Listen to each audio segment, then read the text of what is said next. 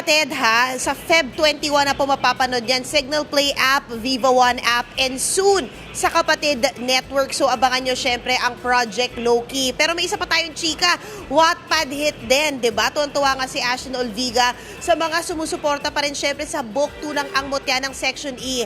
At natanong siya kung ano nga ba ang regaluhan nila sa Valentine's Day ng ka-love team na si Andres Mulak. Nagbabalita tungkol dyan si Von Belenario. I used you, and the whole Section E knows. The face, the reaction, the acting. Yan ang trending na eksena sa isang episode ng Ang Mutya ng Section E Book 2, The Dark Side. Ang fans ng series, idinaan sa social media ang paghanga sa buong cast, lalo na kina Andres at Ashtin.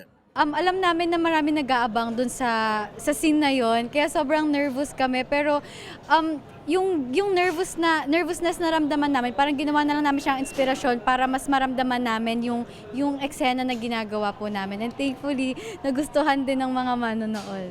Dahil sa always trending scenes, nagpa-Thanksgiving party and meet and greet ang AMSE cast sa pangunguna ni Ashtin.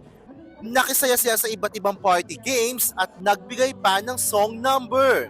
Paraan ito ni na Ashtin na ibalik sa solid fans ang kanilang pasasalamat.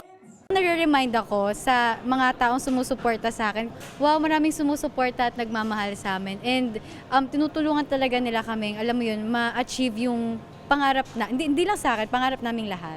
Wala si Andres sa event dahil abala sa Bagets the Musical. Todo support naman sa kanya si Ashtin. Sobrang nagbunga lahat ng effort, pawis, dugo na binigay niya doon during nung nagtitrain sila. Kaya sobrang nakaka-proud kasi alam mo yun, parang nakita ko siyang nag-bloom. Dahil lawis in the air this Feb Ibig, paano nga ba niya isi-celebrate ang Valentine's Day? Kapag single po kasi parang normal lang. Ano gift mo kay Andres? Kailan ngayon, Sa Valentine? dasal. Bukod sa tagumpay ng Manila's Finest at ang mutya ng Section E, abangan para ang ibang ganap ni Ashtin na tiyak magpapa-excite sa mga fan. Kabilang dyan ang latest cover niya sa isang magazine.